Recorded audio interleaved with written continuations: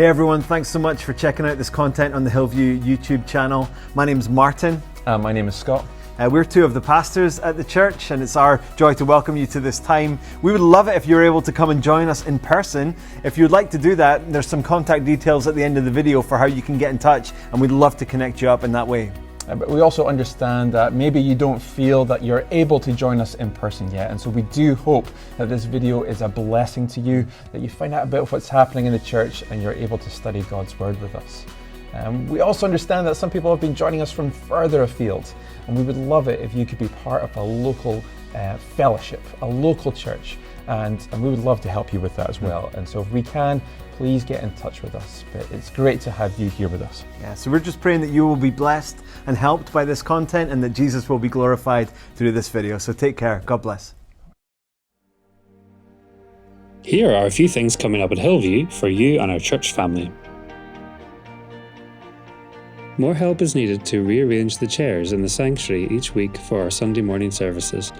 If you can spare some time on a Friday or Saturday, please speak with Nigel Bowker. On Monday the 12th to Friday the 16th of August, our holiday Bible club, The Wonder Zone, will be on. Throughout the week, the Hillview Sanctuary will be turned into a laboratory for a week filled with exciting activities, including games, experiments, crafts and songs. The kids will explore God's creation and learn more about Jesus. All kids entering P1 to those leaving P7 are invited to come along. Register now to grab a space at hillview.cc/HBC 2024. During the service, we will uplift our offering. If you are new with us, please don't feel under any obligation to give. We are so glad that you are here. If you did come prepared to give, there are several ways to do so. You can put your gift directly in the bowl as it comes down your row, give via bank transfer, or give online at hillview.cc/give. The next monthly prayer gathering will be held on Sunday the 30th of June in the Hillview Lounge.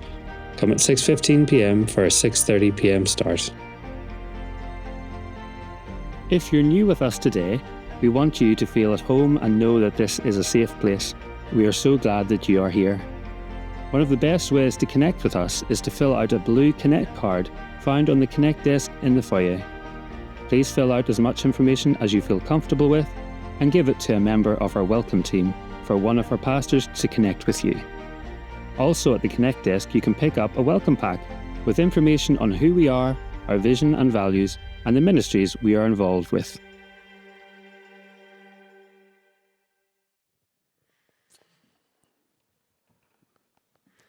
It really is a joy to be here. I was this kind of fairly plucky worship leader in a church who was saying, let's go and do this, and let's do that. And it was this guy, Thomas Mean, came, who was like this cyclist, and he came and he was the most capable, kind drummer who came and actually led like our whole team through some hard stuff. And then there was another legend called Elspeth Hayes who came and probably kept my heart of worship right where it needed to be.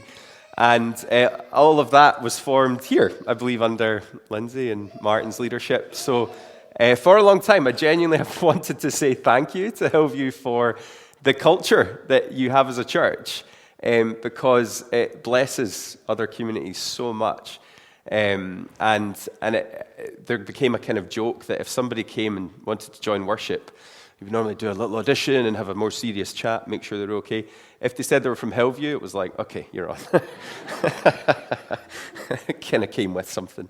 So thank you for who you are and who you have been for that part of my story as much as anything else. But it's very evident that a heart of worship and a heart of justice are very strong in this place.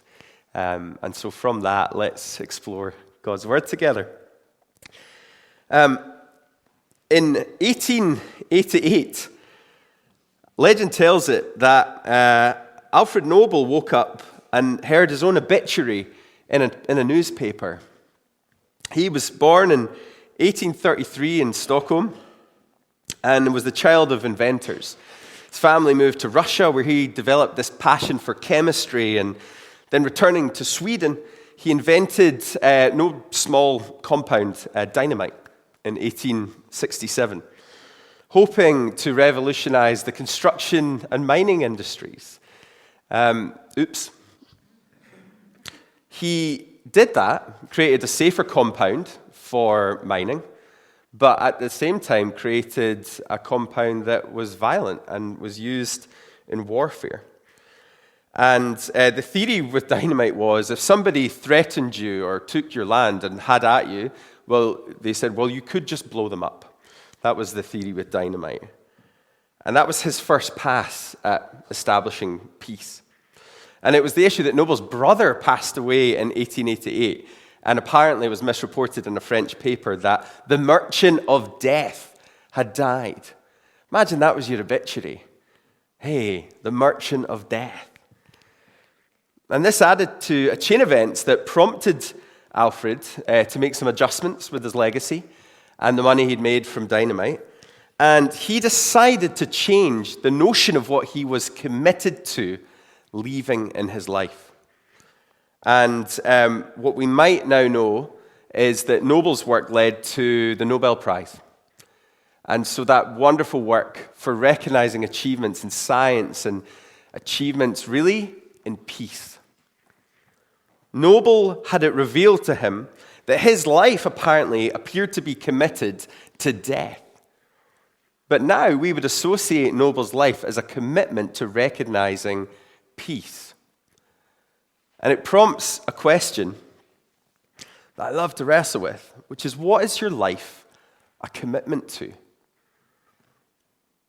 Not just what are you interested about or curious about, or even where do you chuck a few extra spare hours? What is your life a commitment towards? What consumes you? What draws you?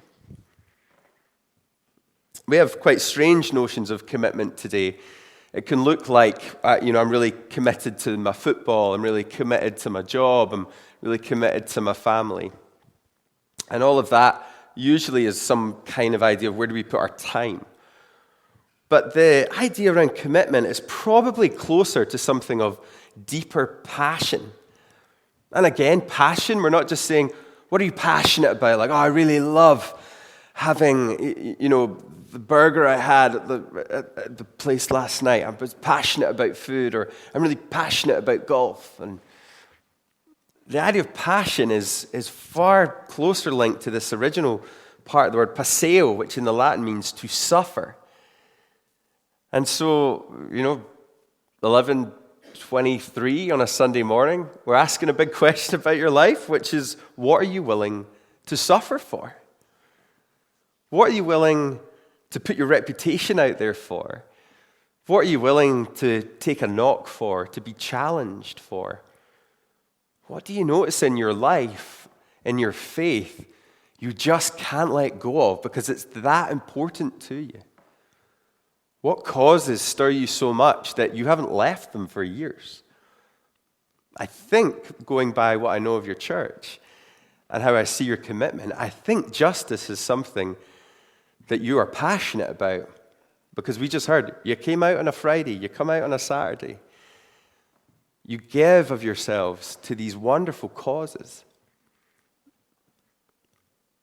And today could be a joy for us for a few minutes to really dive into what would a commitment to justice look like? More crucially, what is Jesus' commitment to justice? So as we explore this commitment of Jesus and the commitment of what I observe of Hillview and the commitment of IJM, we'll see what God's commitment to justice looks like. I will highlight that some of IJM's work is pretty sensitive. It's quite tricky. I'm saying it's harrowing. And through that time, if you need to take a moment or go into the Japanese garden that's in progress, or the woods, or just take a moment, please do take care of how you hear this in your own way. It's totally understandable. But it is a privilege to share today. I hope this is a jolt of hope and a provocation of your discipleship, that it causes you to dive into your own learning, dive into your own study of Scripture, and that it's not my words, but your community that would be understood and revealed a little more today. So please do take notes, wrestle through the Scriptures on the Bible, If you have ChatGPT on your phone and you like background reading, that's not something I've been doing. But you might want to wrestle with this in your own way today. We want to do this together. I'd love to just take it from the scriptures, and we're going to go into Matthew 12, verses 9 through 21. So if you want to pull that up and have that with you, it will help us explore this a little more. Jesus on his way, on his journey, on his mission. We join him in this moment. It says, going on from that place, he went into their synagogue, and a man with a shriveled hand was there. Looking for a reason to bring charges against Jesus, they asked him, is it lawful to heal on the Sabbath? He said to them, if any of you has a sheep and it falls into a pit on the Sabbath, will you not take hold of it and lift it out? How much more valuable is a person than a sheep? Therefore it is lawful to do good on the Sabbath. And then he said to the man, stretch out your hand. So he stretched it out, and it was completely restored, just as sound as the other.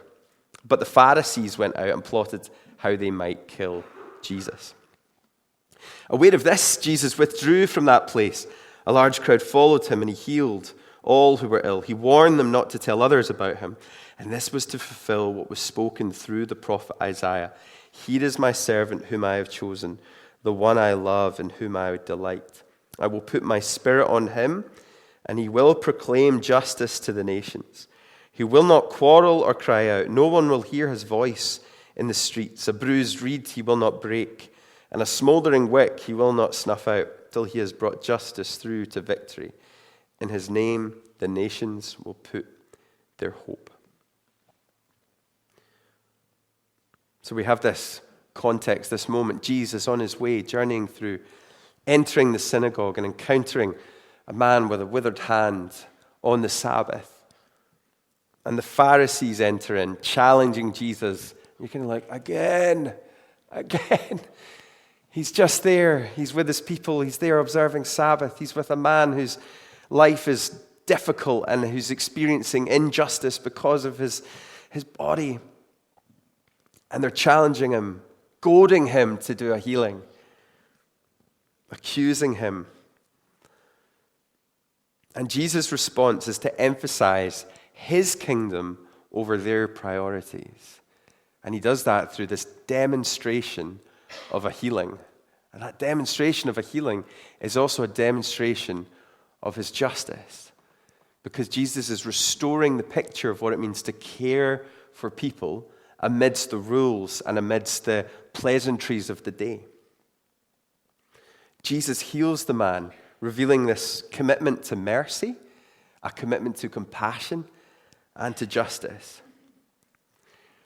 And he wasn't, I think, just doing it to, sort the guy out.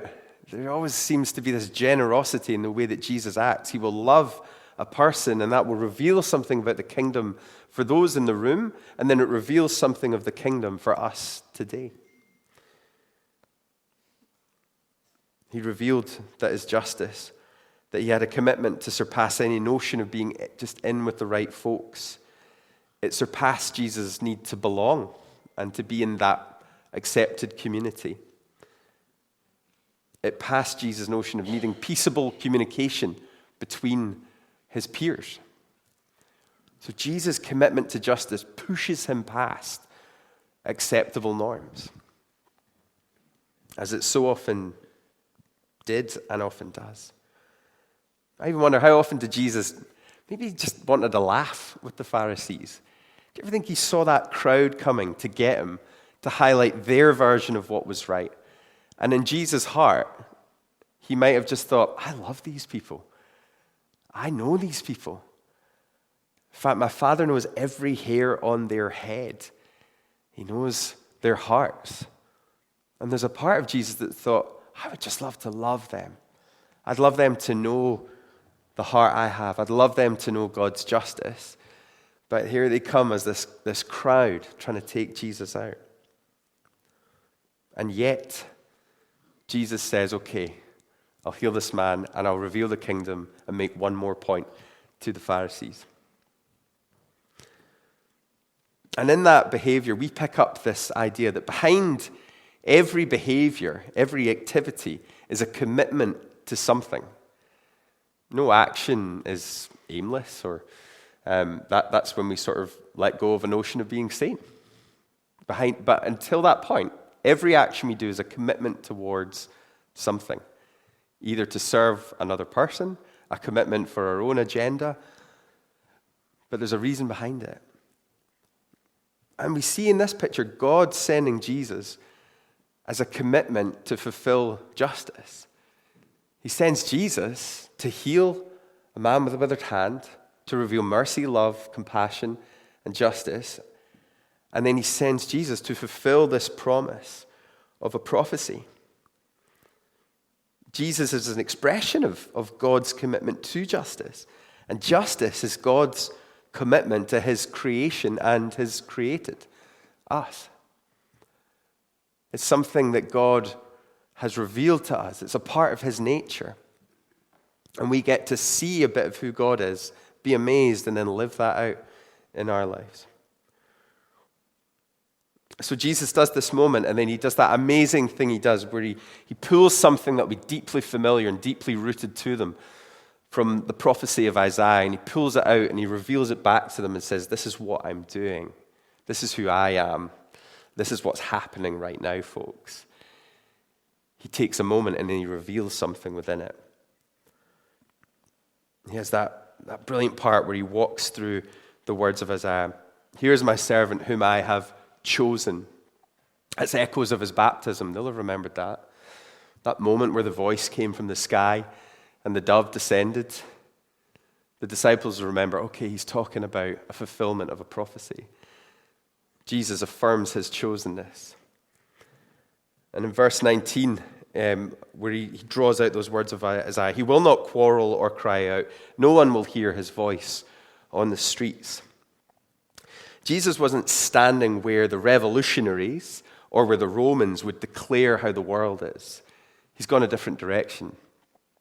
Back in those days, or you might have seen those shows where rather than social media or the news outlets, you'd have somebody coming up with, the edicts of the day, the herald of the day, and they would stand and they would declare, this is what Caesar says, this is where the army has taken ground, this is what is happening. And the revolutionaries equally would stand in the public place and they would decry Caesar, or they would speak their truth and speak their cause, and they would represent who they were.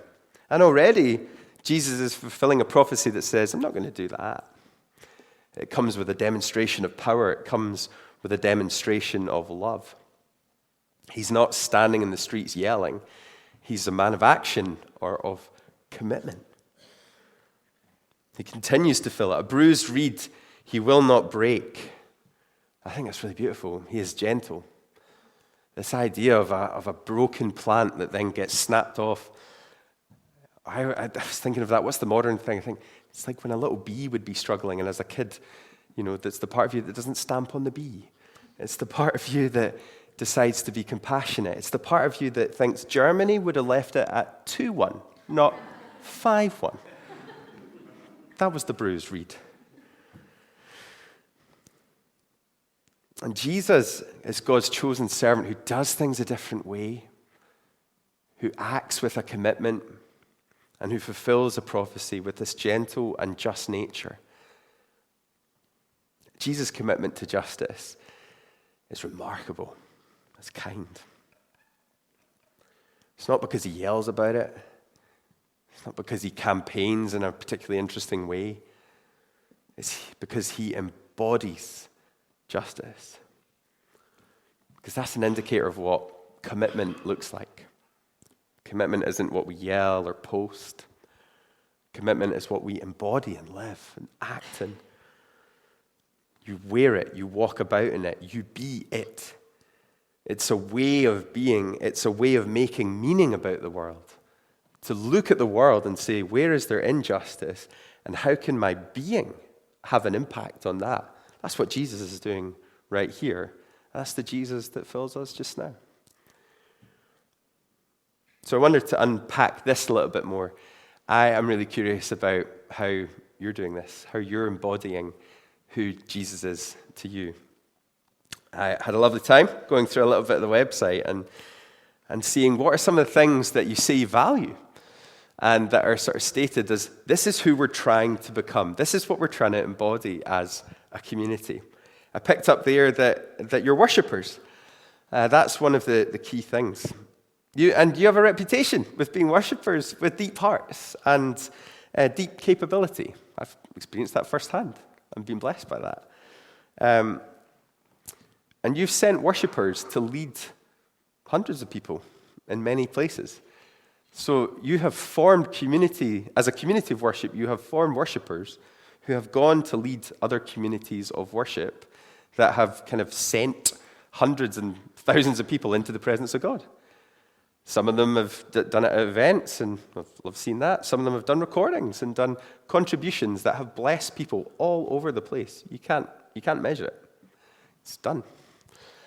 And that was formed in your community. So you've embodied that one. What about the other one? Family. That's something you value. And you can see that again. I met Martin and Lindsay and Scott at a wedding. And I think I had that feeling. I was like, did we know each other as kids? Were we pals from years ago? You sort of embody this notion of being family. You feel that when you come in here. You know, my daughter's running around somewhere. She's in, she's out. She's cared for. You're a family. Not because you say it on your website, but because you embody it. Discipleship. You say discipleship's important. That's not a nice, easy statement on a website. That's a costly thing to follow.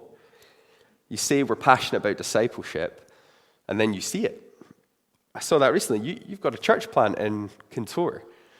Church plants are costly discipleship processes. They're powerful, but boy, are they costly. I remember one time I was at P's and G's on the worship team there, and they said we're starting a church plant, and they invited folks who felt led to go with the church plant to come up and be prayed for.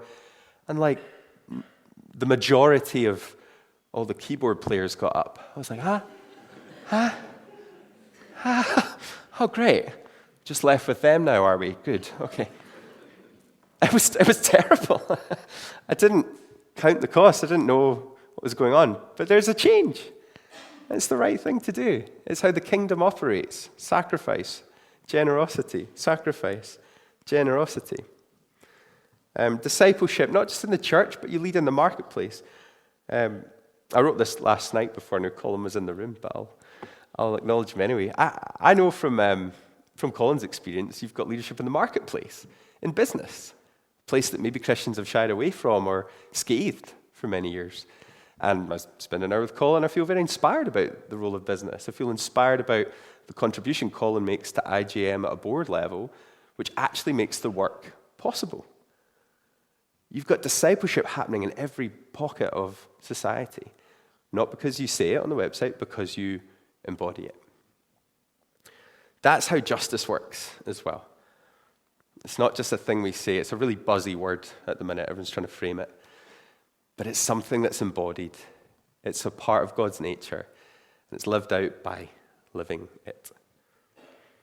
And that leads us to IJM's commitment to justice, where I'd love to kind of take us into a bit of the story of what IJM are doing. Because again, we're seeing Jesus in that moment, in that temple, healing that person with the pressure of his peers and his superiors in the faith, the Pharisees criticizing him, and the disciples looking for this pattern. How do we do this, Jesus? How are you doing that? A man is healed, but you've done it on the Sabbath. But you're now quoting that you're fulfilling a prophecy about justice. How do we do that? Jesus does it by embodying and then speaking. Embodying justice, speaking justice. And that's a beautiful part of what I see IJM doing. I think I've observed a very deep commitment to justice from IJM. I've kind of observed them from the outside for 10 years. Now being within, I've been so encouraged and impressed by this deeply faith-driven commitment. I think this sums it up quite nicely from our founder, Gary Haugen. It says, the victims of injustice in our world do not need our spasms of passion. They need our long obedience in the same direction, our legs and lungs of endurance, and we need sturdy stores of joy. I love this work. I love that IJM is global. I love that it touches all these different places. And I love that there's courage and hope and justice at the forefront. But I don't see that because it's on our website or because we espouse it. I see it in individuals who work and are serving with us. I'd love to tell you about one of them, our new chum, Cassie. It's about ones and twos, this work. It's not about a big international organization. It's about people like Cassie. Cassie, who was 12 years old, living in rural Manila, with dreams, like we all have. Hopes of going to a greater place, hopes of going to the city to learn, to grow. And a family friend said, well, I'll take you to Manila. I'll take you to that place, and you can fulfill your dreams. You can experience the education that you want to and get the job that you want to. I promised that she could go to school, something that she always desired. And at first, she absolutely loved it. She saw the skyscrapers, the buildings. She was enamored by it and inspired. Lived in a nicer house than before and had nice clothes and was being cared for. But horrendously then, Cassie was exploited by her family friend online for 4 years. It was a heinous crime, and it was depriving her of her joy and her dignity. And it's something that she lives with. But for 4 years, this friend exploited her online. This was a relatively new crime to many folks, online exploitation of children sexually. And we've then found out that the UK, according to our record, was the third highest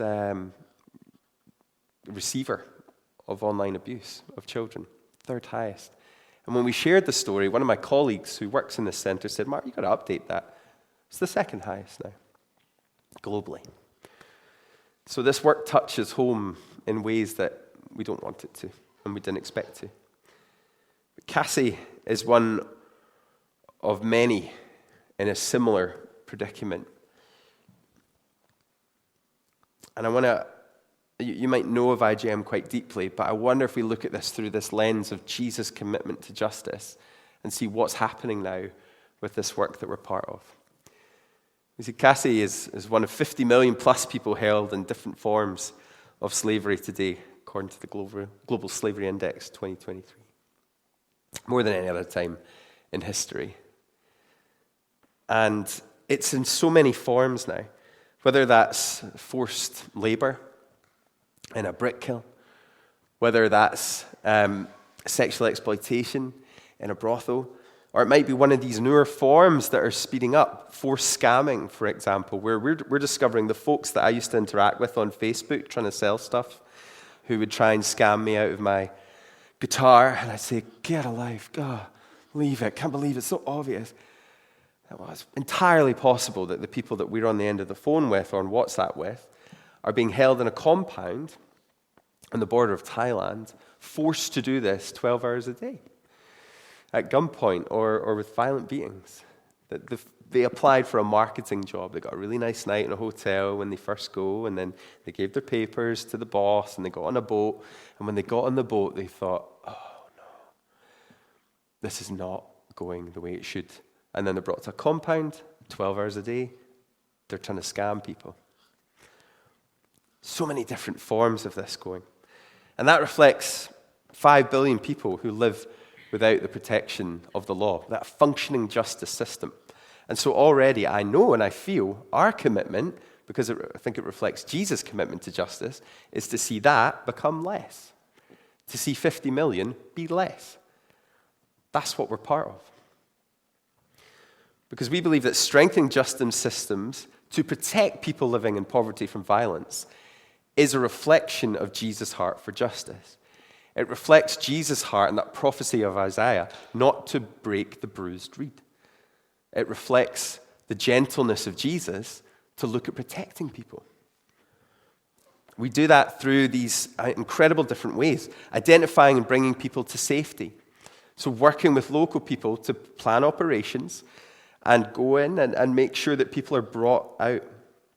then to see perpetrators brought to justice and to see that that's done fairly and rightly, to strengthen the justice system, so to train police, to literally try and give the right kind of questions that they would ask a brothel owner or a person in there about their situation that gives an accurate investigation and allows them to move in correctly.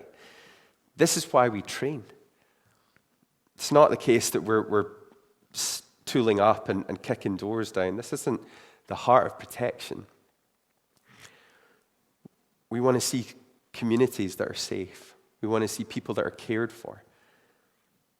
We want trauma-informed aftercare to be part of everything that we do. So that when, as I heard recently, a young person comes to speak in court, they can speak clearly. They can speak with deep courage. That's why trauma-informed aftercare is so powerful, because it allows people to bring memory back together to speak truth. Because that, for us, reflects Jesus' justice. We're working in many, many places now, 16, 17 countries globally, and we've got plans for about 46 other regions that we believe could do incredible work with our partners there. And we want to see this. It's in modern slavery, violence against women and children, or police abuse of power in Kenya as we work there. And we have these phenomenal teams all over the globe living out this same conviction of justice that we've shared, that they've then decided, this is what we want to do. This is what the work provides. Amazing teams all over. And these teams are effective. You might have seen this before, but one of the patterns and works of IJM is, after a number of years working somewhere, strengthening justice systems, investigating, bringing perpetrators to justice, we want to study the impact and say, are we making a difference? Because we think it matters. We see Jesus make a difference. And then we think, how do we make sure that what we're doing is effective? And so there was this phenomenal case study in the Philippines done in partnership with the Gates Foundation to combat sex trafficking of children. The hope, initially, that said, look, if this goes really well, it's 20% reduction when we measure it, when we investigate the situations and we hear it on the ground. What ended up happening was a 72% reduction, which was significant. And that passed it far, far later, and external evaluators were really, amazed. And so we repeated it. That was in Cebu, and then in Manila, we saw a 75% reduction, Pampanga, 86% reduction. And it was strong enough that the casework then changed to move towards online exploitation.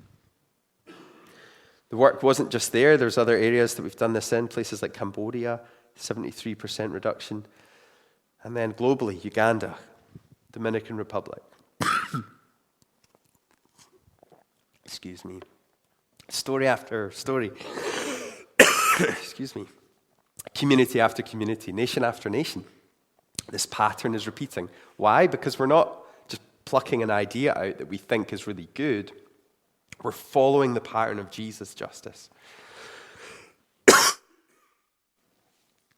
We've got 9 case studies now of jurisdictions where we've worked following this pattern of justice. 46 more on the cards following this pattern of Jesus' justice. And it's long and it's complicated, but it has a powerful outcome so often. And you've been part of this story for a good time now. You've been part of seeing 95,000 plus people brought to safety from violence and modern slavery, and 5,500 plus people convicted in local courts, living out that work. And it's a work that, again, we see it started in that story where Jesus witnesses somebody who needs justice, who needs care, who's worthy of love, and a system around it that says, are you going to do this or not? And we've decided we're going to do this. We're going to see this transformation happen. Not because of our work, because it seems to be what Jesus is up to. And we move towards this goal. This is our commitment. That we want to see 500 million people protected from violence by around 2030. We've set this big picture. I started 10 months ago and said, that's a nice round number. How are we doing that? And they've broken it down. Here's 55 places in the world that we think this could work, reflecting on justice. If we get after it, we have an incredible opportunity to see people protected. Seeing people like Cassie protected. So going back to her story in Manila. Cassie learned of learned of Cassie's case and worked with the police to bring her and 6 other children to safety. She then entered an amazing aftercare program and received help and counsel, and had an amazing social worker who we had the privilege of meeting with Cassie last March. So earlier this year, as we prepared to host some fundraising gatherings around UK and Ireland, we decided to share Cassie's story as we invited people to get involved with IJM. And we had some of it on a video, and then there was a moment where we actually said, and now in the room is Cassie. And then she came. And it was like light walked into the room. In came someone who is one of the most joyful young people I'd met, who was all selfies and signs and joy as she went around the UK. She uses her voice now all over the world to shine a light on this darkness. She's spoken in the UK Parliament with MPs and moved people deeply, probably fundamentally in that place, to see something that could change in our nation. She spent time, we wanted to be really thoughtful about it and said, well, does she need a space for herself to be? She was like, no, I want to be in the room. I want to be in the party. And she brought so much joy to everyone who was there. She's now a chef, finishing her master's in hospitality. And she is a powerful and courageous person. As she speaks, as she shares her story, she got teary, naturally. And sort of blessed said, is it okay if I cry? To which everyone said, of course. As the room wept together in solidarity. It was, as I have experienced and observed, the embodiment of courage. It was not the principle or the idea, it was the embodiment of courage, because she has experienced the embodiment of justice in the pattern that Jesus gave.